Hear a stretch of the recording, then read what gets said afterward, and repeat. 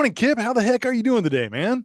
Great day to be here. Oh, Really man. excited to talk to you, George. Thanks for having me. Oh, man. Happy to be here. It's truly an honor. Well, listen, we're talking about The Last Rodeo today.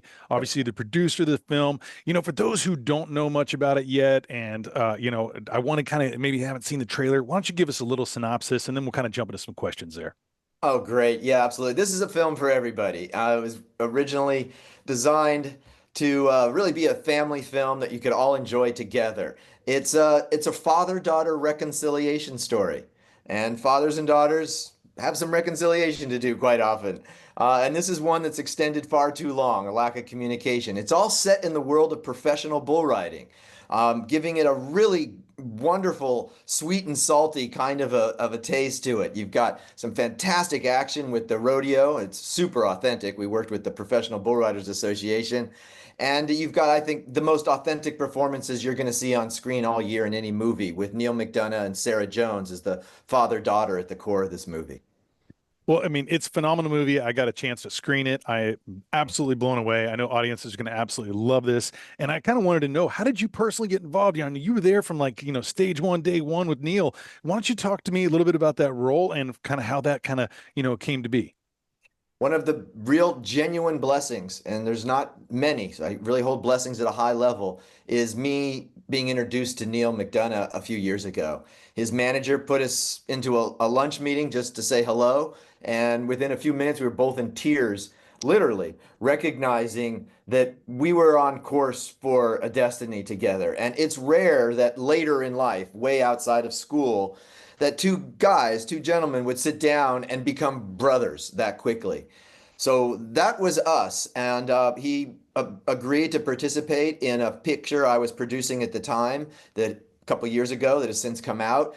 And we just really enjoyed that collaboration so much. Neil was driving home and imagining to himself, what would the life be like if he didn't have his absolutely amazing, stunning, incredibly talented and beautiful wife, Ruve, in his life. And that started to drum up emotions for Neil. When he went home, his writing partner, Derek Presley, is an absolute genius, as well as someone who really vibes right alongside Neil creatively for many years. And Ruve were sitting at the breakfast table. And Neil comes in and starts talking about, hey, this emotion, and this story starts to unfold. They called me literally from that table and said, hey, we're in the process of writing these first 10 pages. What do you think about this? And I said, I think this is fantastic, and let's set it against rodeo. Rodeo at the time was just kind of trying to find its footing, honestly, in live sports. But we believe very strongly in the ethos of the PBR.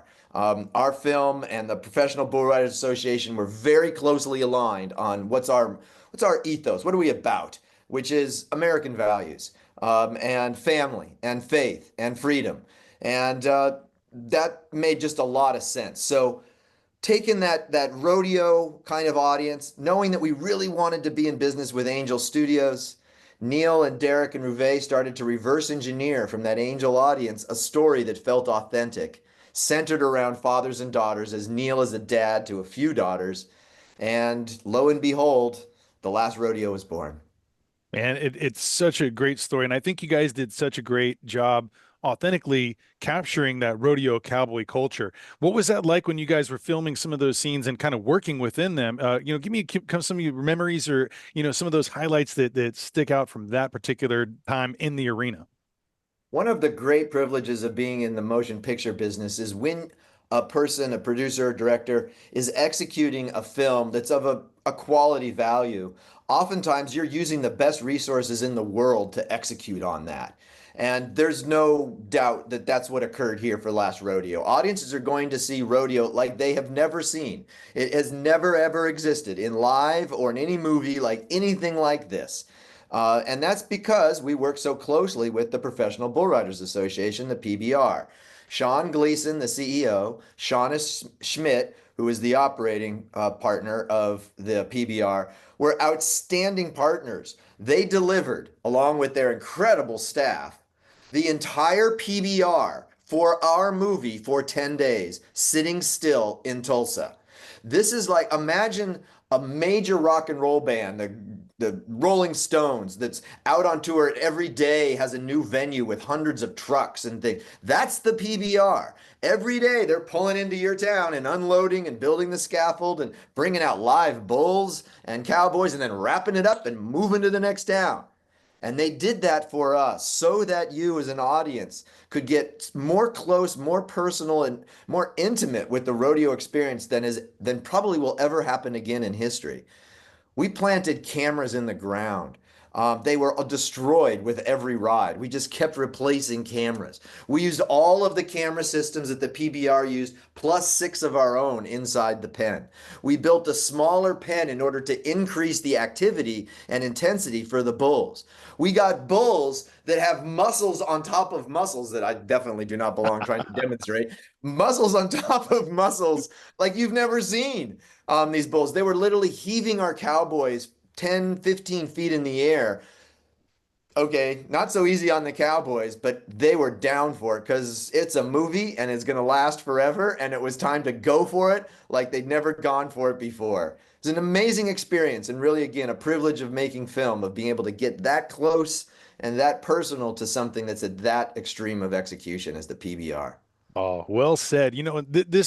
This movie has it all. You got faith, grit, determination, fierce friendships, reconciliation, loyalty, and all in a PG rating, which is family friendly. Man, the littlest kids to grandma can go and check it out, and they're going to find something that is wholesome and just, man, it captures a story of America, man, in the heartland. And why don't you talk to that as far as the idea of making something that can be able to be available for all audiences? What was that like for you when that wrapped up and knowing that that's going to be successful in that realm?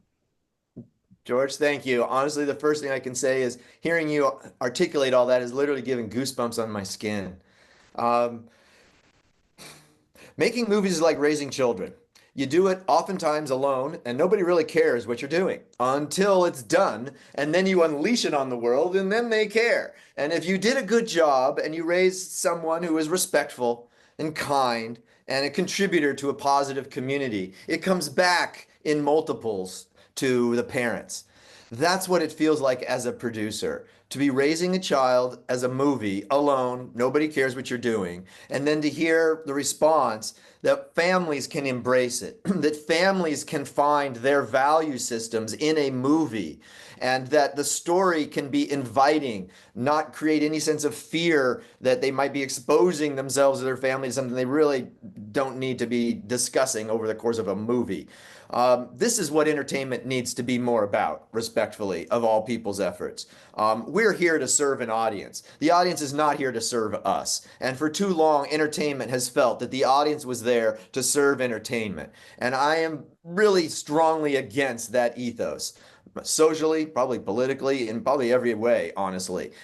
We are here to provide stories that make our audience inspired, that increase the value systems that no matter how you are politically, we all agree that faith and family and freedom are core American values. And to see those in a motion picture with actors who are as authentic on the screen as they are off, and there are no more authentic actors off screen than Neil McDonough and Michael T. Williamson in particular, certainly Sarah, Chris McDonald, and everybody else. But Neil McDonough leads a life off screen that is emblematic of how we all want to raise our children. That man is the prototype of an American ideal. And Michael T. Williamson, similarly, has a career of selflessness.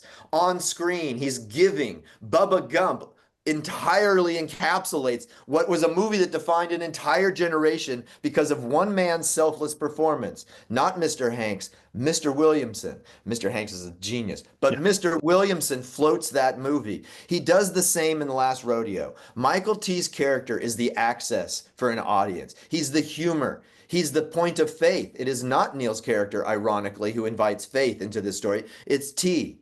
He is the anchor. He's the best friend when you're down, and he's the one who remembers that you were there for them. Those are the values I'm talking about. I'm not talking just faith and words. I'm talking actions and characters who make choices and sacrifices that reflect our American society. That's the point of the movie. That's why we made the movie. It's your gift. It's our gift of our labor to America that we think they were asking for. And we hope they enjoy it under their Christmas tree this summer. Wow, man, so well said. And I have to kind of add one other thing that I thought was just phenomenal about this. And Neil and his personal ethos and his belief system, and something that has kind of gotten him pushed aside in the Hollywood world before. And here it is at the end of the movie, he gets to kiss his own wife on screen. I mean, that was a cool little story, man. There's Neil calling right now. He's It's he, like he's hearing, he he's like, is, he he's hearing has it. to be involved. Yeah. Yeah, exactly. Well, that is a great story. That's a very true story. Neil's career took a dive because Neil made a choice and a sacrifice, which defines all of our character, not just a movie star, but whoever we are. Our choices and our sacrifices will tell everyone what is our character. And until you truly sacrifice something you have to lose, your sacrifice may not be as respected because who cares? Neil had a thriving career in Hollywood. He was a A-list actor on his way up even higher. And when forced to become a leading man and kiss other women, and also, frankly, be in movies that pushed values that were not necessarily faith and family, Neil chose to walk away. Chose to walk away from millions of dollars, from millions of fans and adoration and all the things that go with that ego that we all have. We all want people to tell us how wonderful we are. And he didn't need it. And it was crushing. And he was abandoned, except by a few. His wife, Ruve, in particular, is the emblem of the American wife. Although she's South African, but the American wife. She never gave up on Neil. She never gave up on those values. They built a family around those values. They only increased that commitment on those values. Well, the world has a way of doing some interesting shifts and table turns. And now we're in a time where it's a lot more acceptable to embrace these American values. So here comes Neil in all of his authenticity and someone who was always, always on the right side of morality, playing a morality tale as the leading man. He's not the bad guy, finally.